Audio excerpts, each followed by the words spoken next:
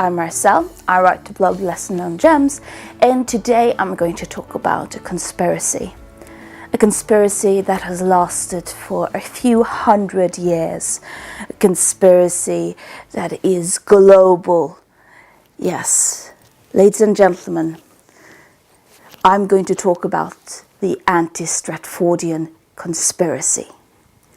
Now, for the people who don't know, Anti-Stratfordian means that you don't believe that William Shakespeare wrote the plays of William Shakespeare.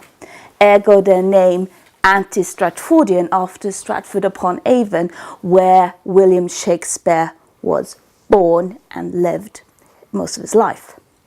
I know that a few might not say it's surprising that there is this conspiracy around the most known playwright or indeed fiction writer of all time.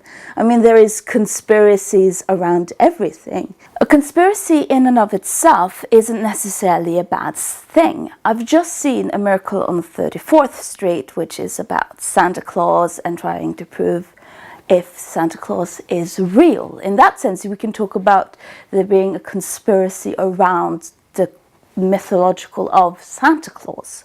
Why is then it's important, I think, to talk about the Anti-Stratfordian conspiracy? Because some might say, well, it's just about whether or not one person wrote the plays versus another person writing the plays. I mean, is it that important to talk about? I mean, there are worse conspiracies out there.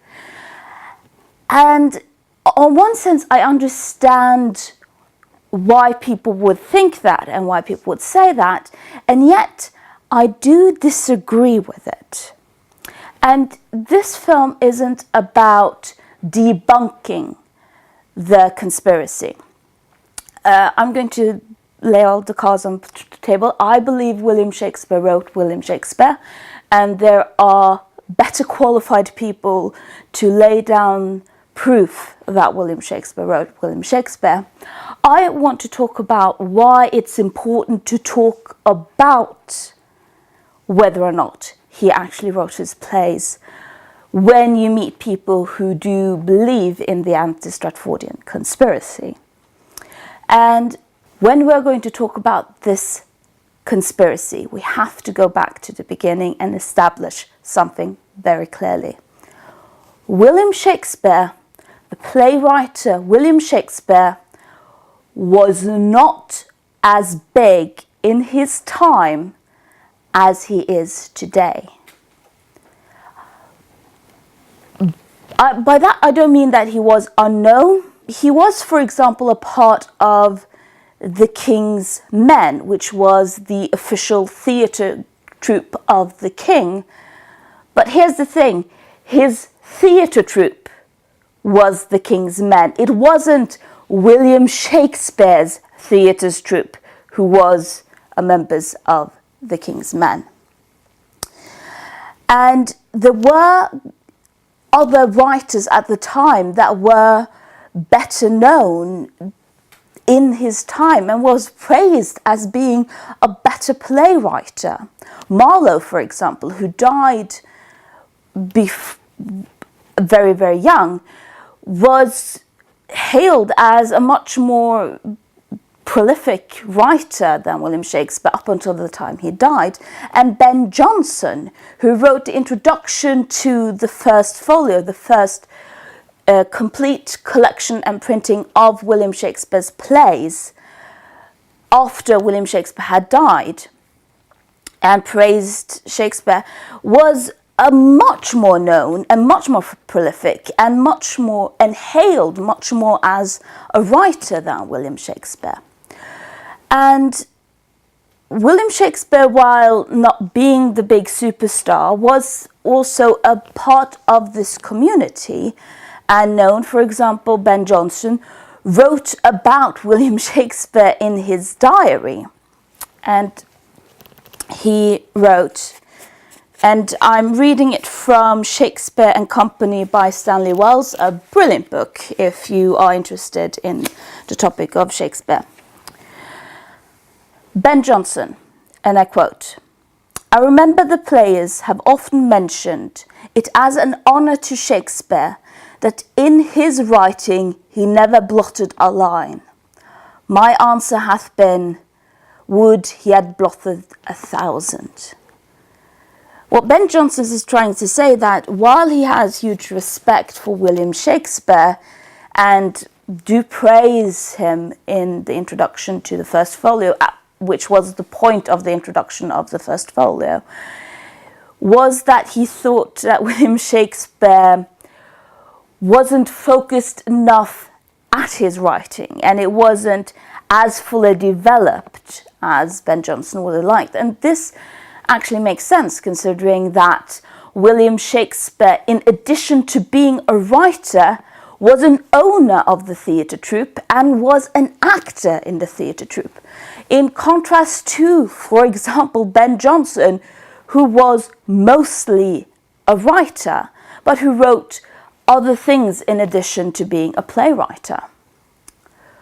So here's then the question, why do we know about William Shakespeare and not Ben Jonson? And that has to do with what happened in the 1700s. Now, in the 1700s, the nobility wouldn't go that much to theatre because the theatre only existed in the big towns.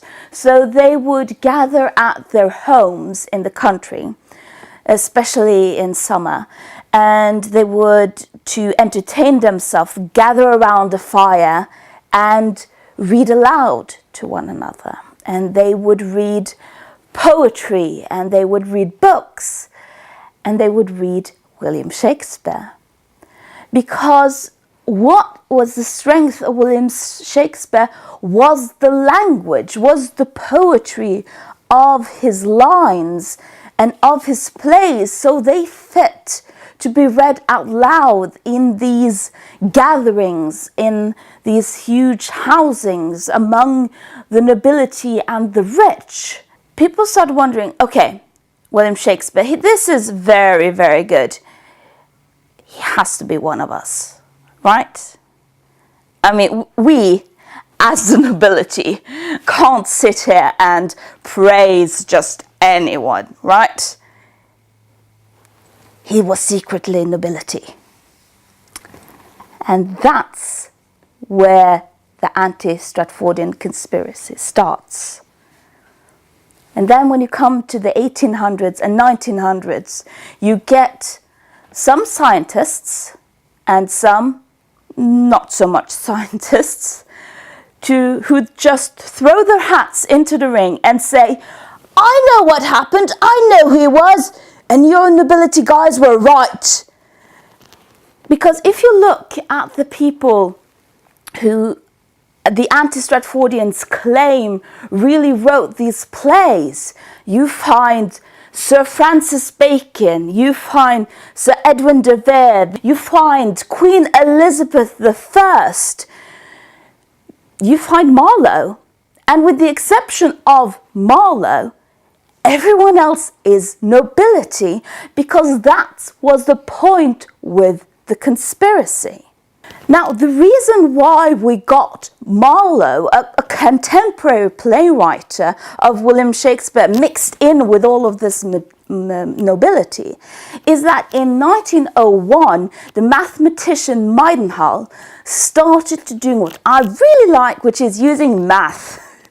And he started counting the words in William Shakespeare plays and a lot of the other plays and writings at the time to figure out what kind of words are used, how is sentences structured, what words are preferred before other words, how often certain words show up. And through this, he and other statisticians develop a theory that every writer has his or her own writing style based on what kind of words are used. And Marlowe got a 98% match with William Shakespeare when it came to how many and what words were actually used together. Now, I'm not getting that angry when people present Marlowe as compared to everyone else, despite not believing it, because, well, Marlowe died before the majority of William Shakespeare's plays were actually written. But this was a theory based on math and statistics. It's not based on the idea that William Shakespeare couldn't have written William Shakespeare because he wasn't nobility. And the reason why I think it's so important that we talk about this conspiracy, to paraphrase, the best lie is a lie people want to believe. When people say we believe this conspiracy because only someone of nobility could write poetry so captivating it survived all these years when the majority of his contemporaries are lost, shows something kind of dark about the way we view other people. I know that the education you get will make or break what kind of chances you have in life. That's unfair. I'm sorry. But William Shakespeare wasn't uneducated. Nobody is claiming him to be completely uneducated. But they are reading his plays and saying he knows too much, ignoring the fact that about 50% of everything he talks about is made up. The thing that makes him magical was the way he used his words. And saying that he, because of who his father was, couldn't have done that is wrong in my eyes. It goes against what I think and value, and I want to fight that. But then again, what do you think?